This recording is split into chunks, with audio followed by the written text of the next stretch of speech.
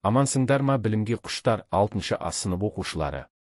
Мен өткен заманда 18-ші ғасырда өмір сүрген жорық жыраушысы Доспамбет Азаулымын. Мен Азау қаласында 1490 жылы дүниеге келдім. Өз заманымда жырау қолбасшы, батыр болдым. Кіші Ноғай ордасында әскери қолбасшы қызметін атқардым. Дешті Қыпшақ даласын, Бақшасарайды, Стамбул қалаларын араладым. Мен Алакөл шайқасында, қалмаққа қарсы шайқастарда қолбасшы бола отырып, ерлік пен батырлықты дәріптей отыра толғау, жырлар жаздым. Менің толғауларымның басты идеясы туған еліңді жау қолынан арашалау, елдік пен бірлікті насихаттау болды.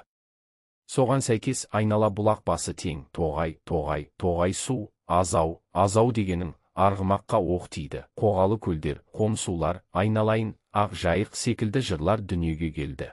Мен туралы қызықты ақпараттар білгілерің келсе, Алтынзер апайларыңды мұқият тыңдаңдар.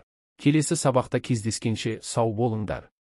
Ал қазір Алтынзер апайларың сендерге сұрақ қояды.